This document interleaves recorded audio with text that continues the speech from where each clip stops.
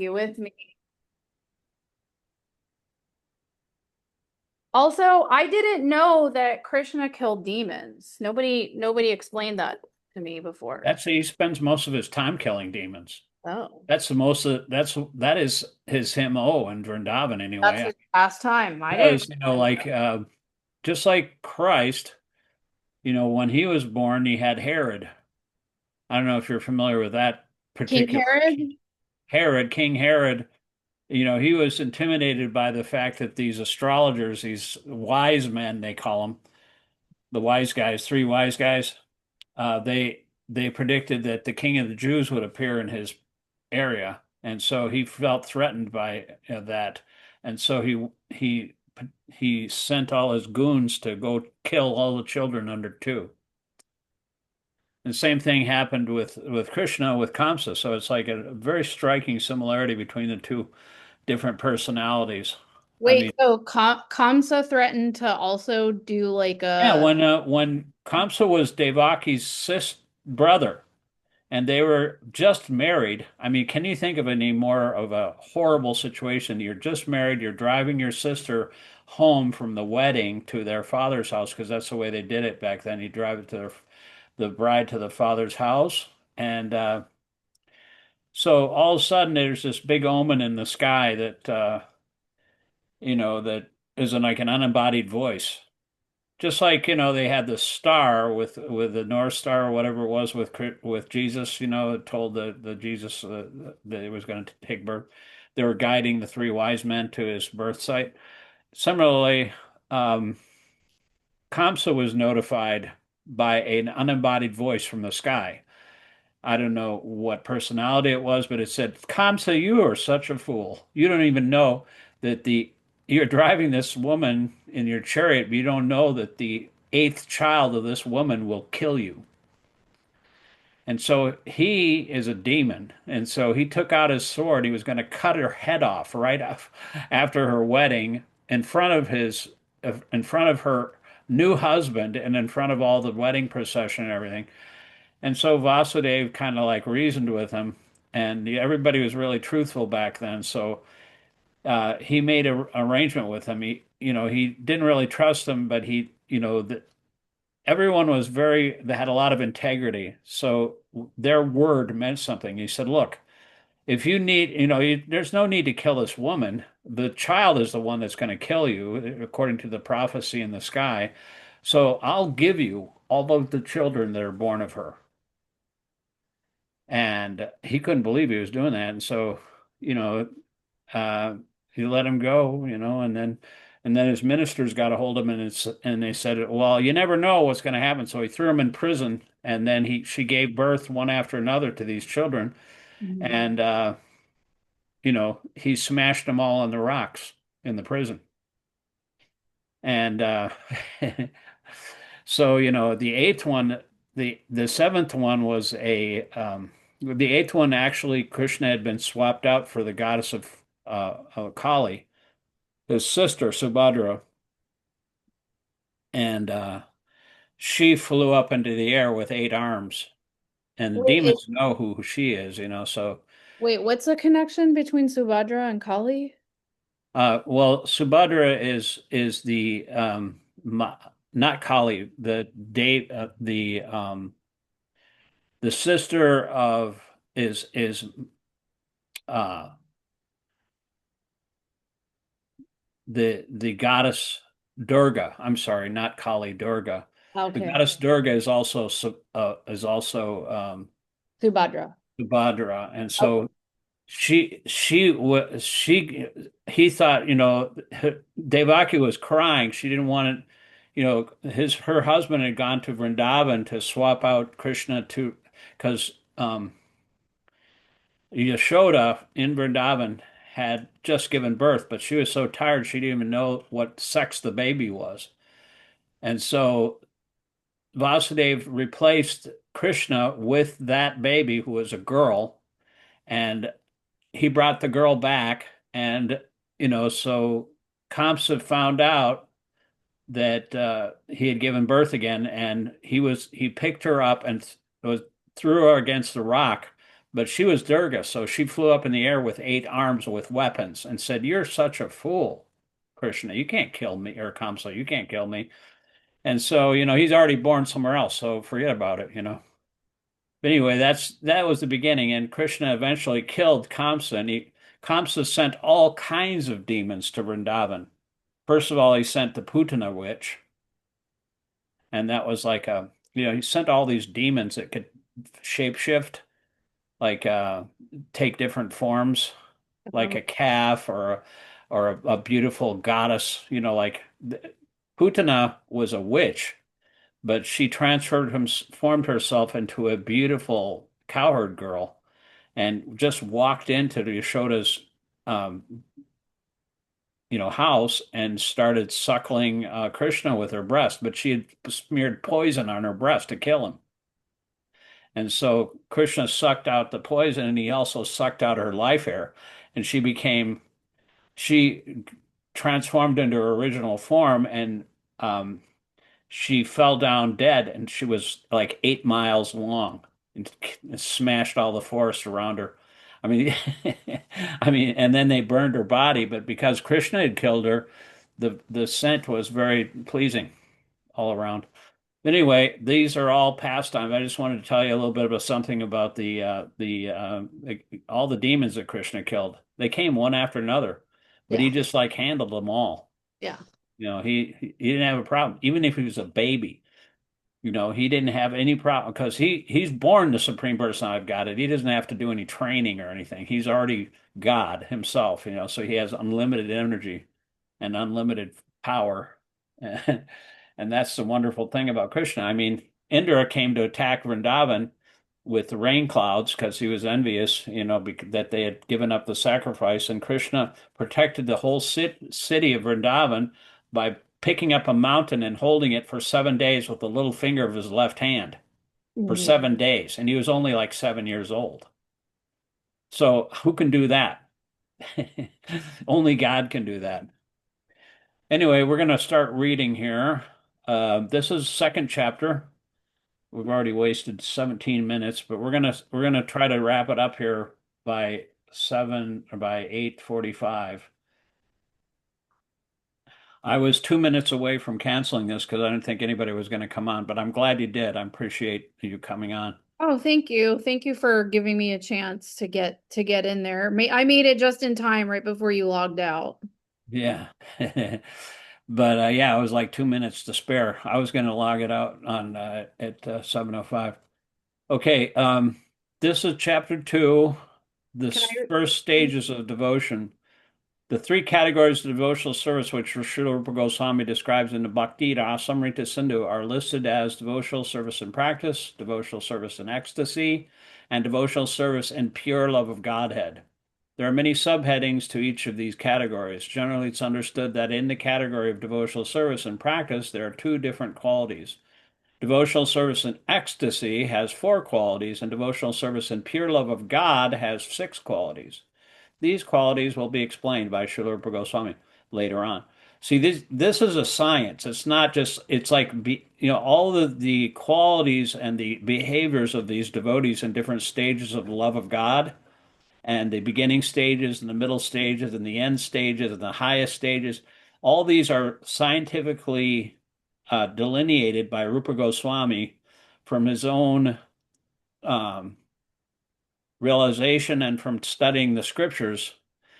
He was a pure devotee, and he was directly trained by Chaitanya Mahaprabhu to understand all these different mellows of these different rasas. That's why it's called Bhakti-rasāmṛta-sindhu, the ocean of the nectar of devotion. You can read the second paragraph here. Okay.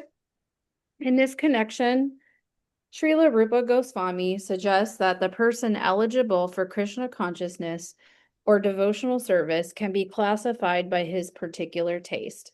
He says that devotional service is a continual process from one's previous life. No one can take to devotional service unless he has had some previous connection with it. For example, suppose in this life I practice devotional service to some extent. Even though it's not 100% perfectly performed, whatever I have done will not be lost. In my next life, from the very point where I stop in this life, I shall begin again. In this way, there is always a continuity. But even if there is no continuity, if only by chance a person takes interest in a pure devotee's instruction, he can be accepted and can advance in devotional service. Anyway, for persons who have a natural taste for understanding books like Bhagavad Gita and Srimad Bhagavatam, devotional service is easier than for those who are simply accustomed to mental speculation and argumentative processes. To support this statement, there are many authoritative assertions by the learned scholars of bygone ages. According to their general opinion, a person may be governed by certain convictions derived by his own agreements or arguments and decisions. Then another person who may be a greater logician will nullify these conclusions and establish another thesis. In this way, the path of argument will never be safe or conclusive. Srimad Bhagavatam, therefore, recommends that one follow in the footsteps of authorities. See, that's called a Muni. A Muni, M-U-N-I, that's the one who like argues with other people, just what is the conclusion of life, what is the philosophy, and one Muni might be defeated by another Muni, and you can't really actually come to a conclusion, but the conclusion of all the scriptures are locked in the heart of a pure devotee like Śrīla Prabhupāda. He knows the conclusion of all the scriptures. So we have to follow in the footsteps. That is the key. If you have implicit faith in both the Guru and Krishna simultaneously, like two tracks on a train, you can go back to Godhead with that knowledge. You just have to gradually rise step by step according to their instructions. And you don't have to do anything. It's like, a free ride all the way back home because they're leading the way and we just have to surrender to their instructions. That's all. That's it. It's as simple as that. Where am I left off here? To support this statement, did I read that? No, I didn't. Did I read the last verse? Yeah, you read about mental speculation and argument. Okay, so read the next two because those are just Okay. short. To support this statement, there are many authoritative assertions by the learned scholars of bygone ages. According to their general opinion, a person may become governed by certain convictions derived by his own arguments and decisions. Then another person who may be a greater logician, right? Did I say that right? Yeah, logician, somebody that's expert in Log. reason and argument. Yeah.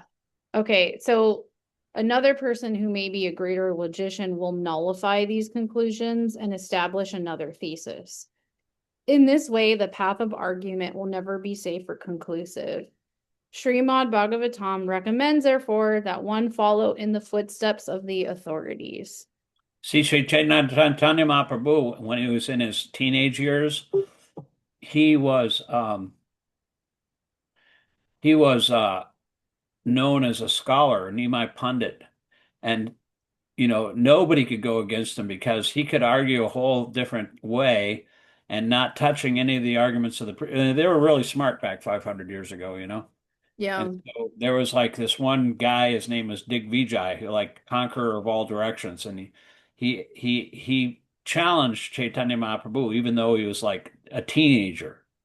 And everybody in Navadvip says, well, if he beats him, that was a sport back then, defeat somebody in argument. Yeah. He said Navadvip, they were saying if Nimai beats him, then that'll be really something because he's so young. But he completely smashed him. He took he started reciting verses glorifying the Ganges and was reciting like a torrent, just like free, what do they call it? Freestyling, and rap. When you just go right off the top of your head, he was glorifying the Ganges. And Wow. Lord Chaitanya memorized every single verse, and he pointed out the defects in some of and a bunch of them, and he completely defeated him. Like he said, Parvati Bartu, the wife of the husband of Lord Shiva. And so, why would you say the wife of the husband? That's redundant. And so he just pointed out all these faults, and no ordinary human being can do that. So. But that was the way they would just like have fun back then, just like debating and stuff. But let's see here. Um, I can read. Yeah, go ahead. Go ahead and read the next one.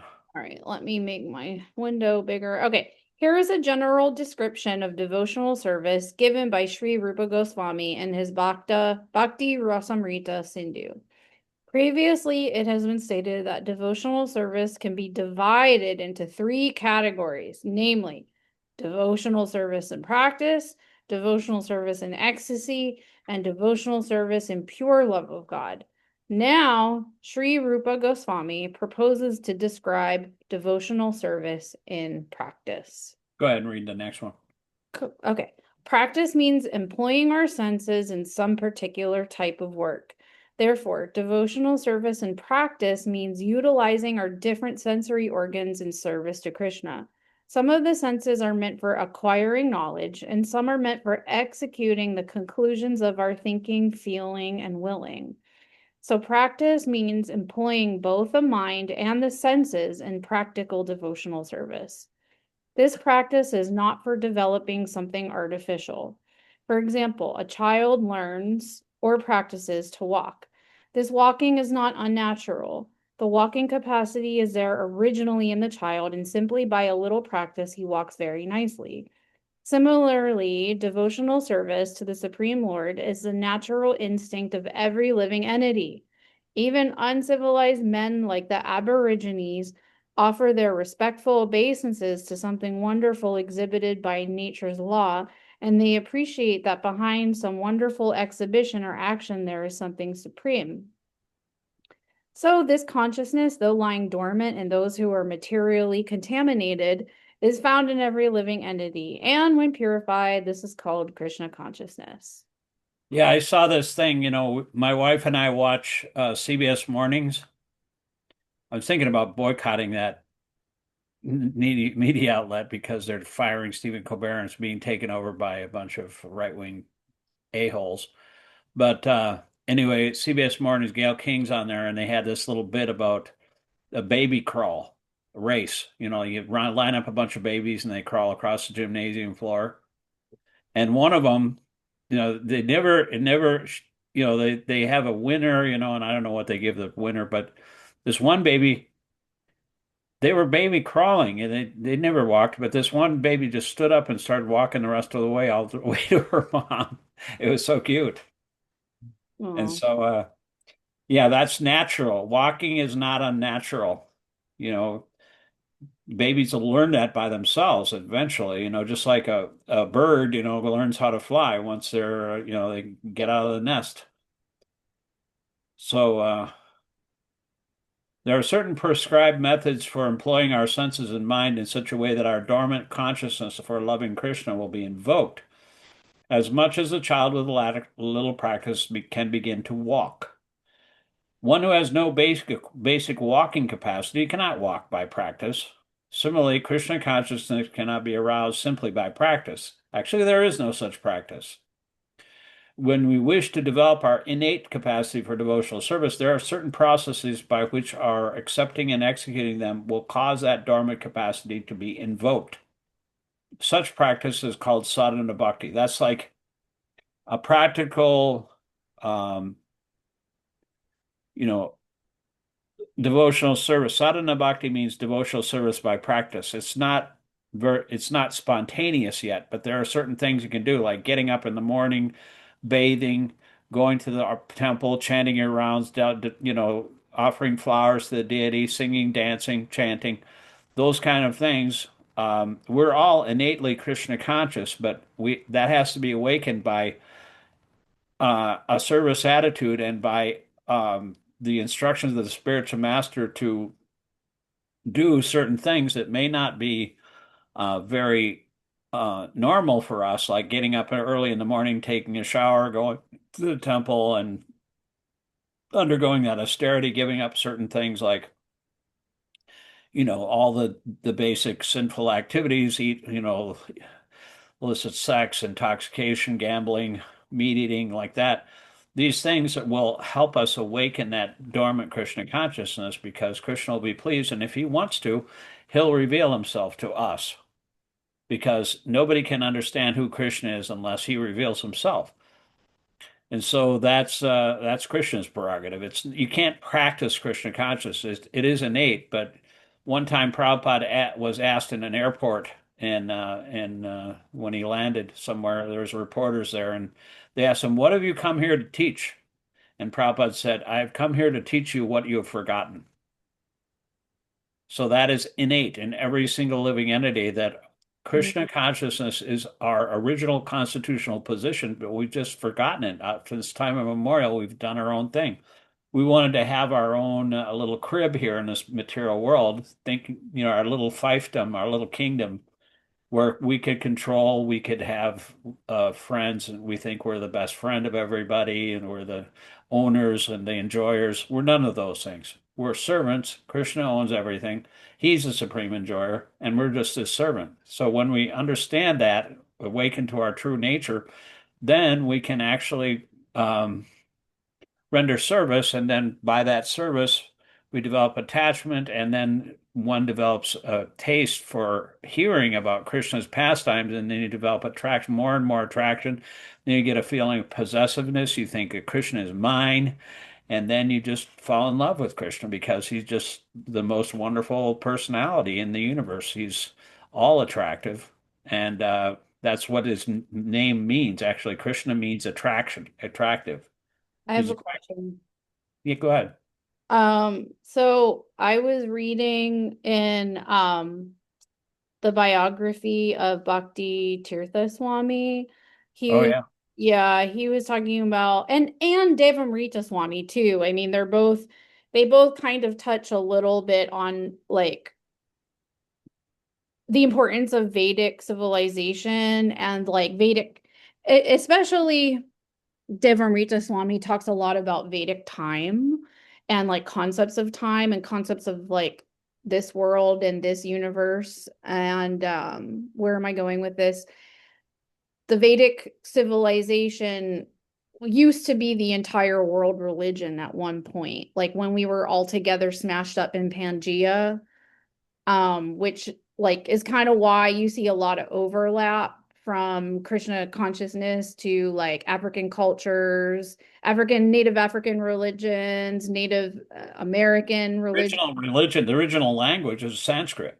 Right, That's where the word man comes from. The first progenitors of mankind, they were named Manu. The descendants of Manu. Man means man. Man is derived from the word Manu.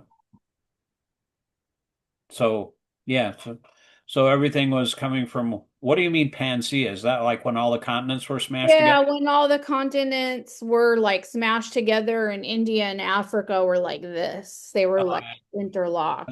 They kind of like floated away. They floated away from each other, but like I mean, what do you think of what I mean, it's hard to like prove any of that, right? Because like I don't know. I mean, I don't know how much you know about the Vedas or how much of everything we can go back in like religious history or whatever, but like Yeah, well, history, I mean, the thing is, everything is included in the Bhagavatam. The Bhagavatam has history of the entire universe, not just this planet, but all kind of other universes too, you know.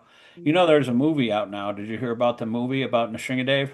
yeah, I don't know where it's playing. I think it's like It's somewhere. playing on Amazon Prime if you have Amazon. If you have Prime, you can watch it there. Oh, well, And I can't wait because a lot of my friends have really praised that movie. My wife is working this weekend, so I won't be able to see it anytime soon, but I can't wait to see it. It's supposed to be very, very devotional, mm, and that's why I bought that Murti from my spiritual master because I'm a big fan of Prahlad Maharaj, a little boy, I know. Yeah. and so I really am excited about it, because it's just not only is the the graphics and everything very good and the story, but also the sentiment, the devotional sentiment, which is the main thing. But anyway, But is that true? I mean, like basically the Vedas come from like a supernatural source, and the Vedas are so old. I mean, it says that they're like what, 5,000 years old, maybe older? Oh, they're way older than that. I mean, Way older than that. The Bhagavatam was, written by Vyasadeva 5,000 years ago. But on other planets, there are Bhagavatams that have millions of verses. And Vyasadeva, he wrote all the Vedas, but the Vedas, he's the author of the Vedas, but he's an incarnation of Vishnu. He's the literary incarnation of Vishnu. No ordinary person can write this stuff because you can't make it up. I mean, if you're actually Vishnu himself, he's like a Vishnu incarnation, Vyasadeva, and so he can write this conclusive truth, and he wrote all the Upanishads, all the Itihasas, the Puranas, the histories. He wrote the Vedas, the Rig Vedas, Atharva Veda, Samaveda, all these Vedas. And Lord Shiva's son, who was Ganesh, he broke off his tusk and he wrote it all down. Huh. That's why he only has one tusk if you see a picture of Ganesh. Wait, Ganesh's tusk was used by Vyasadeva? No, it was used by Ganesh, or I don't know who wrote it, but he used his tusk to write Ganesh's the tusk. Vedas. I don't know if Ganesh he probably does. He's half man, half elephant. Yeah, so he probably wrote it down for Vyasadeva, and he probably just transcribed it, just like Prabhupada used a dictaphone machine to transcribe all his books. But if you go to any college or university, you'll see complete rows of books from of the Vedas. Yeah. So what came before the Vedas and Vedic civilization? Veda means wisdom. So Vedas is eternal, like I mean, if you want to know, Lord Chaitanya was how old it is. Lord Chaitanya was walking around uh India one time and he found this a few chapters of the Brahma Samhita. You ever familiar with the Brahma Samhita? No. Brahma Samhita is the original book that was written by Lord Brahma himself. You know how old that book is then? I mean, I don't know. It was passed down from teacher to student, but Lord Brahma has been around for 150 trillion years. That's Mm. with a T. And so that's how old this knowledge is. And that's just one universe. And so there's millions of other universes.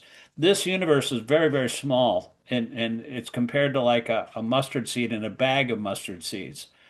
And there's universes with we have a small universe. We have a Brahma with four heads. There's Brahmas with 10 heads. There's a Brahma with 1,000 heads. There's Brahmas with you know with multiple heads. And so Mm. this is a very insignificant universe. Oh, so like the more heads, the better? The more heads, I think, the bigger the universe, I believe. Or like the more advanced the universe? No, not really advanced, but I think Size-wise? sure exactly what the quality or quantity is, but I know that when Krishna, once Krishna was in Indraprastha, his gathering house that the Mayadhanava had built for him and the Pandavas was a Yeah. beautiful building where they would meet and discuss, their governing.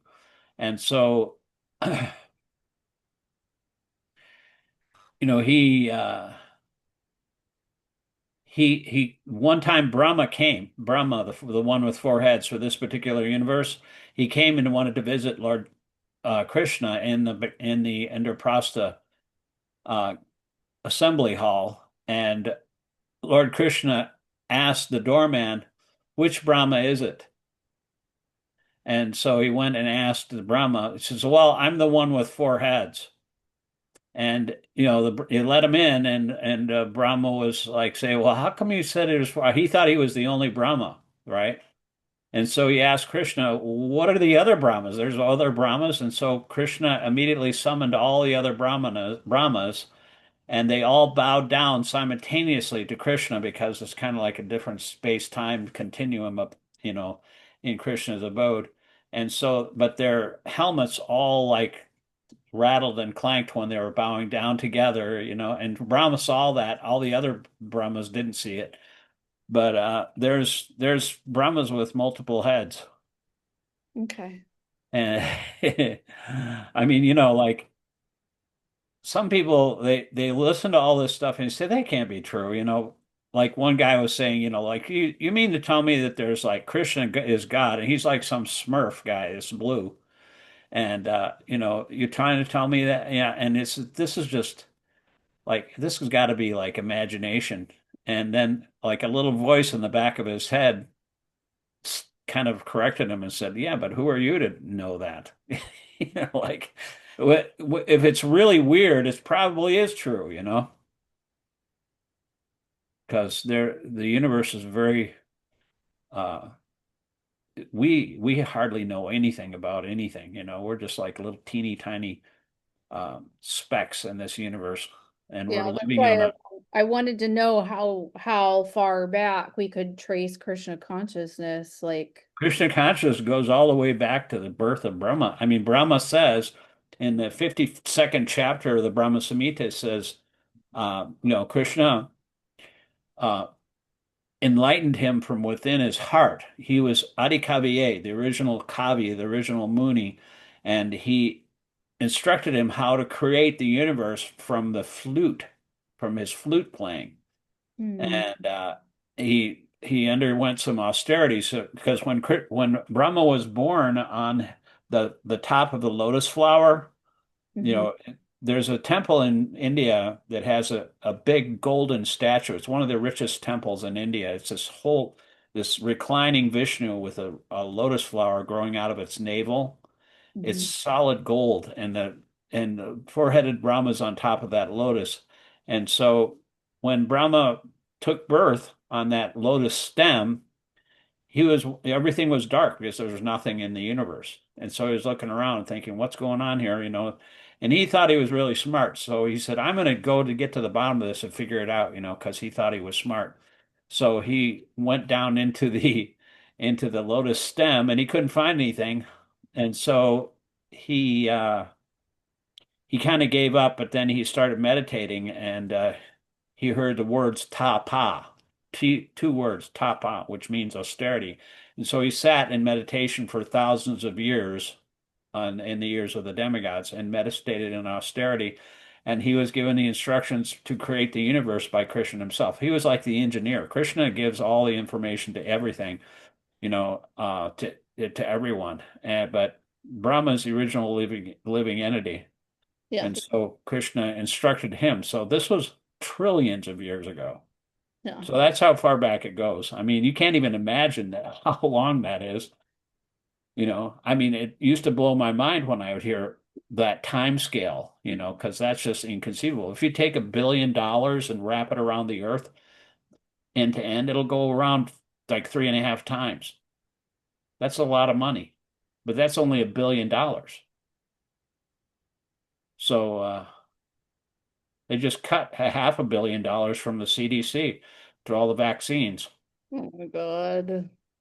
He's going to kill millions of people, this guy, RFK Jr.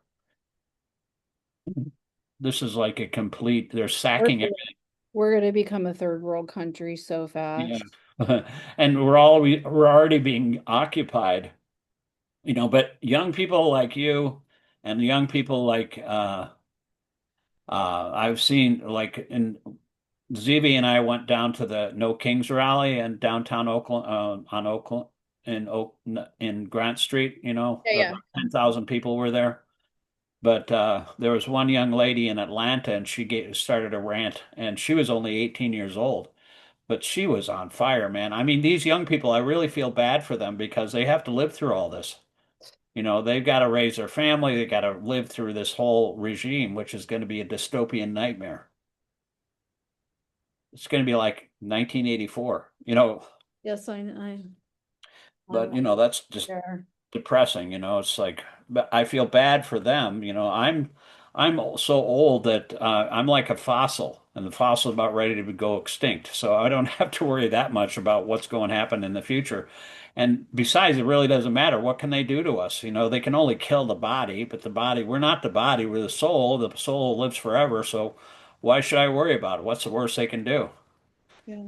When they drop a bomb, somebody asked Prabhupada, what happens when they start dropping the atomic bomb, Prabhupada? And he said, chant Hare Krishna. Hare Krishna. I mean, what else are you gonna do, you know? So anyway, this is I think, do you have any other questions? I think we'll No, no, I just wanted to tell you that I started offering fresh mango to my altar. what do And you have? What kind of altar do you have? well, Michael gave me a poster of Radha Michael Vrindavan. Floor? Yeah, Right. he gave me a He's really gonna get initiated pretty soon. yes. That's pretty wonderful, you know. He's a really strict devotee. I mean, he and I, we did pretty much did the whole Bhagavad Gita together on a Zoom class. But then he kind of bowed out Oh, yeah. because there was a misunderstanding about what I had said. I had said something about some kind of, what Prabhupada had said about uh, abortion. And Oh, that's a real touchy subject. And he's like a feminist. His wife is like into it. And Prabhupada said, we don't get involved in abortion, politicizing it, or getting together with people, you know, political factions and trying to discuss these things. We don't, because we're Krishna conscious. We don't get involved in those kind of divisive issues, and which is good advice, because it's just, I mean, right at the bottom of our hill here in Pittsburgh, in Crafton Heights, at the bottom of the hill is Crafton. Well, I live on top of the hill.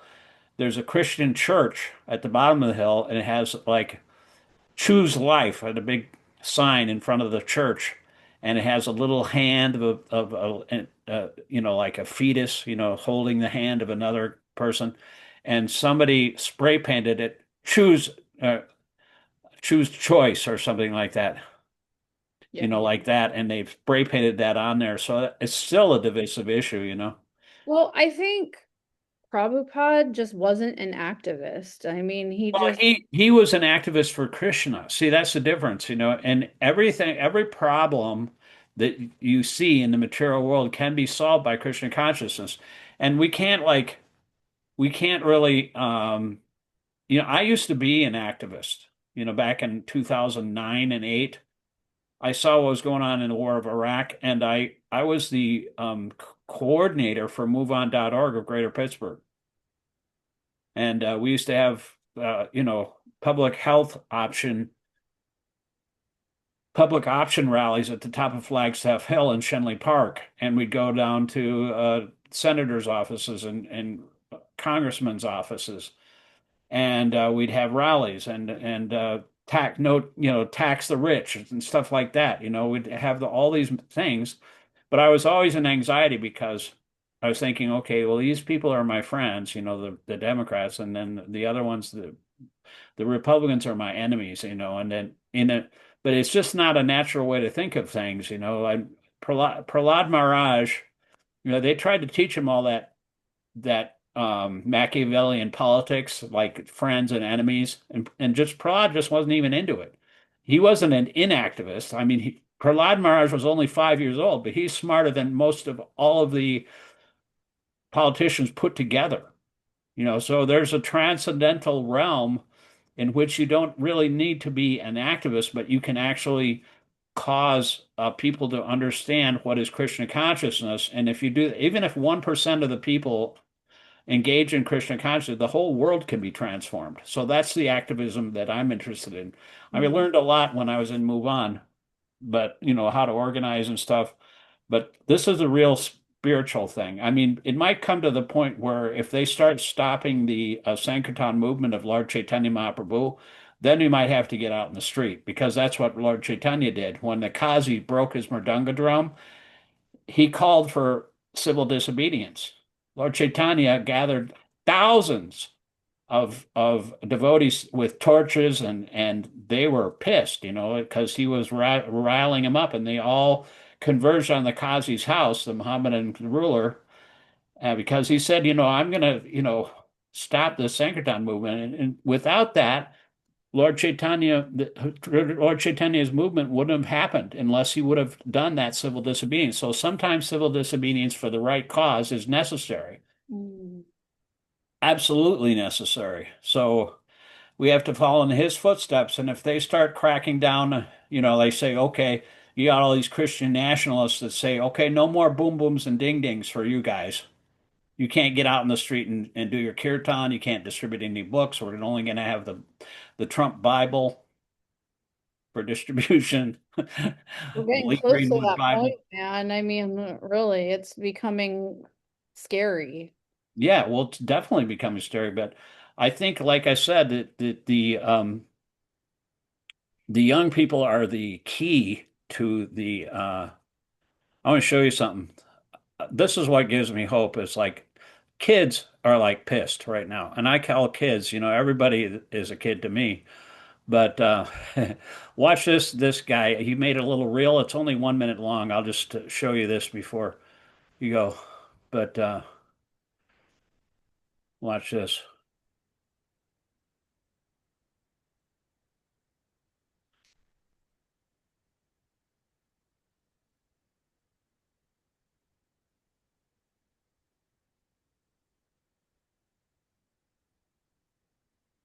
Hmm, if I can play it. See, this kid is like 18 years old, he's probably not even 20.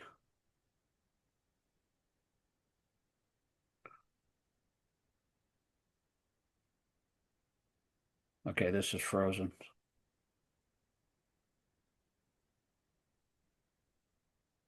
So you guys got married in your 40s? I got married when I was 45. 46. I said I was 35 though. Otherwise she would have never found me.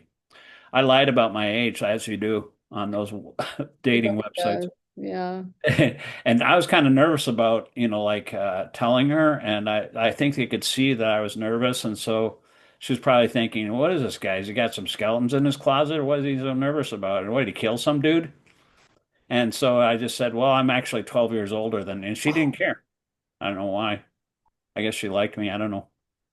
Was But it on like the first date that you finally like were able oh to? no, she reeled me in like a fish. We had the same kind of like uh we had the same kind of you know um the same kind of likes and dislikes and the same kind of music taste and stuff. But Is your video not working? I'll tell you what, I'll send it to you. Yeah, I was just gonna say, just because of time, if you want to Yeah, send it yeah. to me. My wife ordered a pizza. I was going to go down and get it, but she ordered Okay. a pizza, so we're gonna.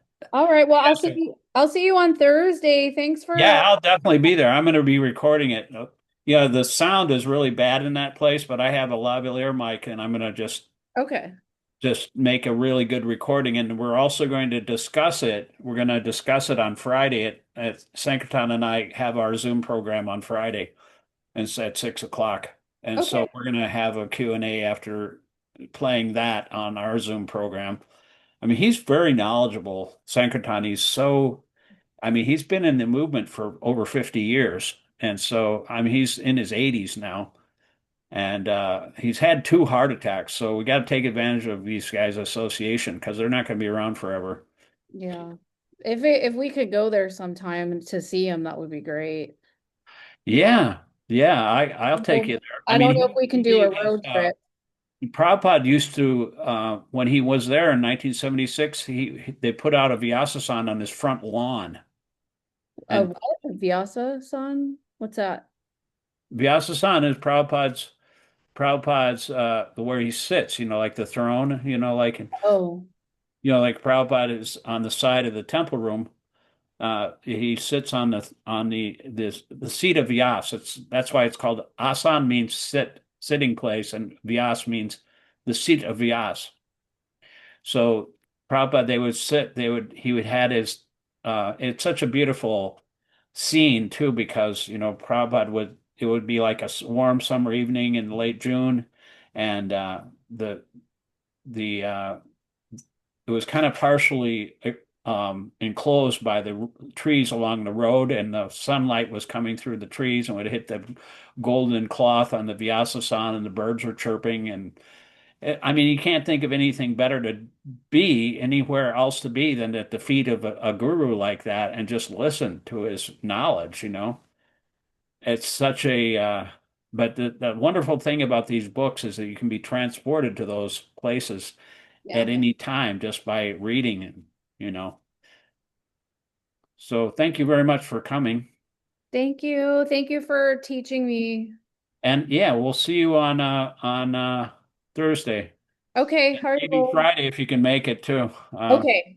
Okay, at So 6. Sankirtan will be and I will be doing our thing on I don't Friday. know because it's still Janmashtami, so I don't know. I'm not sure about Yeah, Friday. Jamashtami is Saturday, I believe, isn't it? It's Friday, Saturday, and Sunday up here in Sham's community. Oh, okay. Are you going to that? I'm trying to get transportation up there, so it depends on how, I don't know. It depends on how that goes. Right. Yeah. Okay. Yeah, So, he usually has something going up at the yeah, that golfing place with in the yeah, that's where we're going to be. But they made it like Friday, Saturday, and Sunday this year because it's such a big program. they used to have that in New Vrindavan every on Labor Day weekend they would have it because I mean though because that's when all the pilgrims would come on Labor Day weekend but because they have Krishna's birthday was on Jamashtami, the second day on Nandotsava, they call it. That's Prabhupada's appearance day, the day after Krishna on the Right. lunar calendar. And then we would also celebrate my spiritual master's birthday, who was shortly after that, Oh, on the next day, Monday. So it would be a 3-day festival there, and we'd go swimming in the Yamuna Creek. at New Vrindavan. Yeah, they call it the Old Wheeling Creek, the back way, you Yeah. know, Yeah. along that like winding creek road there. It's Yeah. probably pretty dry right now. I think it's supposed to rain tomorrow. We really need the rain, that's for sure. It hasn't rained for like 14 days. I know. All right, we'll talk to you later, Alyssa. Hare Krishna. Okay. Hare See you Krishna. now. Thank you. You're welcome. Have a good one.